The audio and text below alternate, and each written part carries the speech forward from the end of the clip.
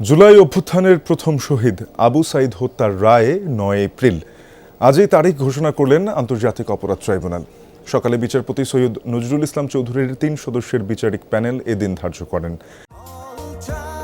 স্বাস্থ্যকর all time cake, সব সময় অল টাইম হেলদি লাইফ।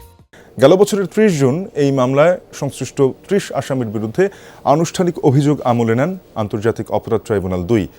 এ মামলায় তদন্ত কর্মকর্তা সহ মোট ২৫ জনের সাক্ষ্য নেওয়া হয়, যার মধ্যে অন্যতম সংসদ সদস্য ও এনসিপি নেতা হাসনাত আবদুল্লাহ।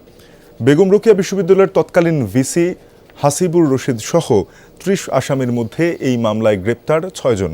তারা হলেন বেগম রোকেয়া বিশ্ববিদ্যালয়ের সাবেক প্রক্টর শরীফুল ইসলাম, সাবেক সহকারী রেজিস্ট্রার রাফিউল হাসান রাসেল, রেজিস্ট্রার কার্যালয়ের সাবেক কর্মচারী মোহাম্মদ আনোয়ার পারভেজ, পুলিশের সাবেক সহকারী উপপরিদর্শক আমির হোসেন, সাবেক কনস্টেবল সুজন চন্দ্র রায় ও নিষিদ্ধ সংগঠন ছাত্রলীগের নেতা ইমরান চৌধুরী ওরফে আকাশ।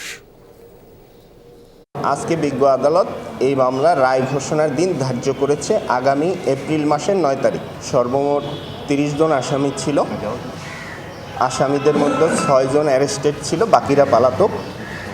এবং আমরা সর্বমোট ২৫ জনের সাক্ষ্য গ্রহণ করেছি।